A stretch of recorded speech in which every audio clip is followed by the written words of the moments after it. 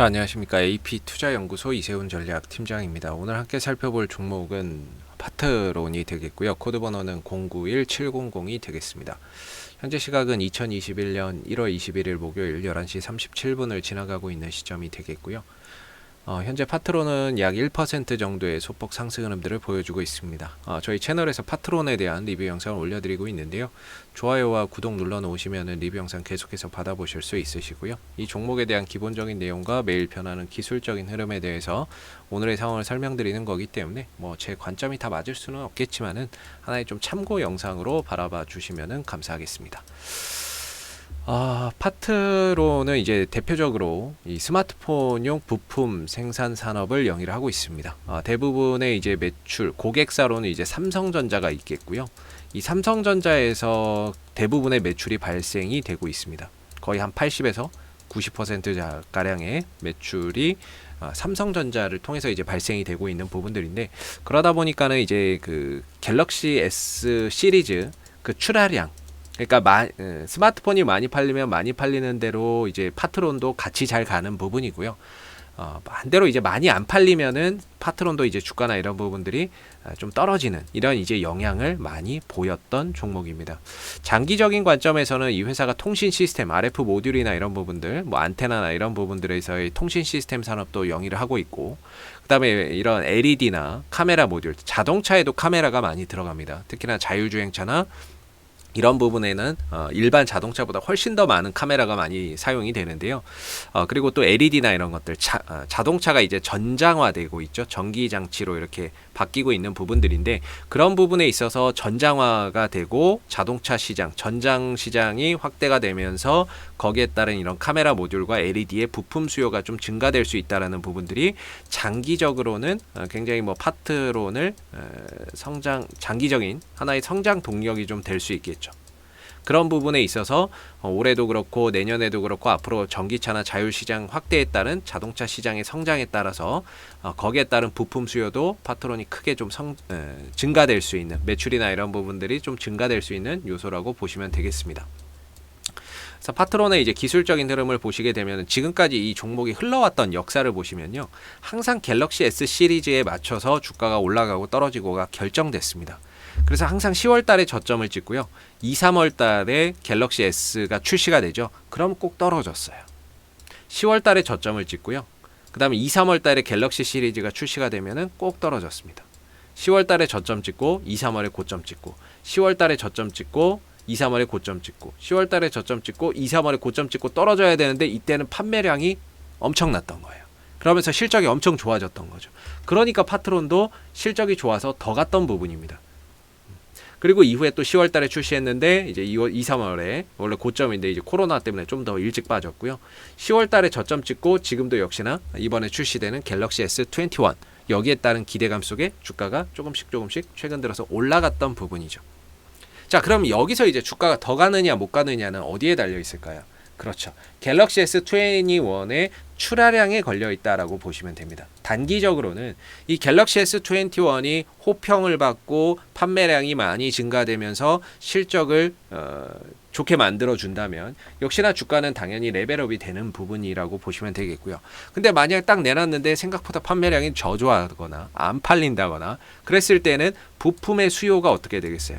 줄어들겠죠. 그렇게 되면 실적적인 부분들에 있어서도 역시나 다소 또 기대치나 이런 것들에 못 미치는 경우가 발생할 수 있습니다. 그럼 좀 주가가 좀 쉬어갈 수 있는 그런 부분들이 있겠죠. 그래서 장기적으로는 장기적으로 봤을 때에는 이 파트론에 대해서 장기적인 관점에서 보면 전장 부품의 매출이나 이런 부분들이 앞으로 증가가 될 것으로 보고, 거기에 따라서 안정적인 이익 성장세가 기대되는 종목이지만, 단기적으로는 결국에는 스마트폰 판매량, 출하량의 단기적인 주가의 흐름들이 결정될 수밖에 없는 그런 이제 부분들을 가지고 있다라고 보시면은 될 것 같습니다.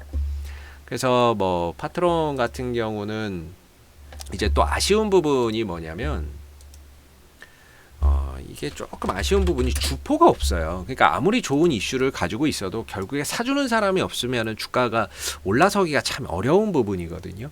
근데 이 파트론은 시가총액이 6,300억 가까이 되는 종목이기 때문에 외국인들, 투신들, 그리고 매출이 1조 원이 넘는 종목이에요. 그렇기 때문에 외국인들과 투신들이 잡아 들어가는 수급이 가능한 종목이거든요. 좋게 보면 잡아서 끌고 갈 수 있는 그런 수급이 들어올 수 있는 종목인데, 딱히 그런 이제 수급들이 전혀 보이질 않아요. 즉 주포가 없는 거죠. 그러니까 이 종목을 상승으로 이끌어줄 수 있는 수급이 없는 게 아쉽습니다.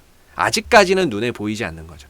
과거에는 투신들이 꼭 이 종목을 상승으로 이끌고 들어왔거든요. 근데 이번에는 웬일인지 투신 쪽에서 아예 그냥 접근 자체나 이런 것들도 한정적으로 그냥 소극적으로 이렇게 좀 해주고 있는 부분들이 좀 의아하기는 합니다. 과거랑은 좀 달라진 부분이고, 오히려 개인들이 더 많이 들어오는 상황이니까.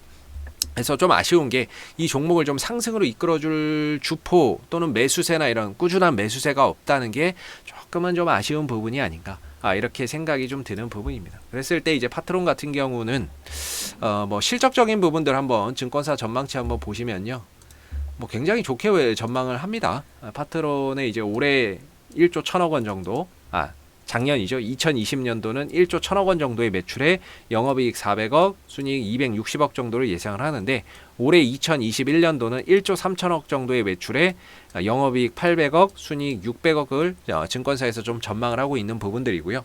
그 다음에 이제 2022년도에는 1조 4천억 원의 영업이익 900억, 순이익 700억 정도를 전망하고 있다라고 보시면 될 것 같습니다. 그래서 장기적으로는 이익이 꾸준히 늘어날 것으로 전망이 되고 있고, 그 요소에는 전장 부품의 수요나 이런 것들에 대한 기대치를 좀 높게 보고 이렇게 좀 전망을 하는 게 아닌가라고 생각이 되는데, 어찌됐든 이익 성장세가 꾸준히 증가가 되고 있다. 그리고 올해도 그렇고 내년에도 그렇고 좀 증가가 될 것으로 보이는 가운데 이익이 꾸준히 늘어난다면 결과적으로 주가나 이런 부분들이 장기적으로는 우상향할 수밖에 없는 그런 구조를 가지고 있지 않나라고 생각이 좀 드는 부분입니다. 더불어서 뭐 이제 부채 비율도 한 20-30%밖에 되지 않아요. 굉장히 낮게 유지가 되고 있고, 동시에 이제 배당도 2에서 3% 정도를 주고 있기 때문에 배당 수익률적인 측면에서도 그래도 배당을 좀 주고 있다라는 거, 시중 금리보다 높은 수준의 배당을 주고 있다는 것도 상당히 좀 긍정적인 요소가 아닌가라고 생각해 볼 수 있습니다. 장기적인 관점에서는. 근데 단기적으로는 이제 결국에 스마트폰 이번에 1월 29일 날 출시가 되는 스마트폰 출하량에 결국에 이제 갤럭시 S21의 단기적인 주가의 명운이 더 걸려 있으니까, 현재로서는 11,500원과 12,000원 정도의 기술적인 좀 저항대를 두고 있는 상황이고요. 여기서 계속 못 가고 있는 거죠. 막히고 있는 상황이고, 그런데도 이제 주가가 5일선과 11선을 계속해서 지키고 갑니다. 올라가다가 5일선 깨지면 11선에서 지지받고 상승, 5일선 11선에서 지지받고 상승, 5일선에서 11선에서 지지받고 상승, 이런 흐름들이 나와주고 있거든요. 그래서 저는 개인적으로 좀 급등의 형태를 보이는 종목들, 좀 갈 수 있는 종목들, 강하게 가는 종목들 같은 경우에는 5일선과 11선을 안 깨지면 얼마든지 상승의 가능성이 있다라고 봅니다.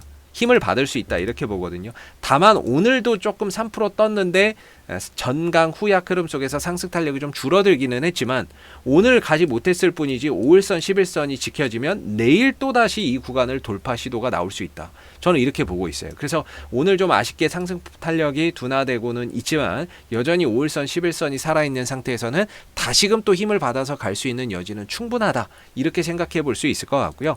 다만 이제 11,500원, 12,000원 정도가 저항대이기 때문에 일부 조금 비중을 줄여놓고 현금 확보나 이런 것들을 해놓고 나머지로 돌파 여부를 확인하면서, 돌파가 된다면 이후에 한 13,000원대 초중반 정도까지 목표가를 좀 더 높여볼 수 있는 그런 이제 구간이 아닐까라고 생각이 좀 드는 부분입니다. 현재 이 구간 자체가 저항대 라인이기 때문에 뭐 신규 매수나 이런 것들보다는 보유자분들의 영역 속에서 좀 대응의 영역으로 바라볼 수 있는 구간이 아닌가라고 생각이 들고요.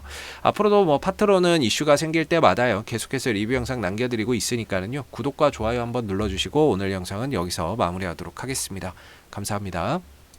그리고 무료 추천 종목을 매일매일 드리고 있습니다. 네이버에서 AP투자연구소를 검색하시게 되면 웹사이트 상단에 AP투자연구소 홈페이지 링크가 나옵니다. 클릭하시게 되면 AP투자연구소 홈페이지로 접속을 하실 수가 있는데요. 가운데 무료 추천 종목 카테고리에 2021년 무료 추천 종목을 클릭하시게 되면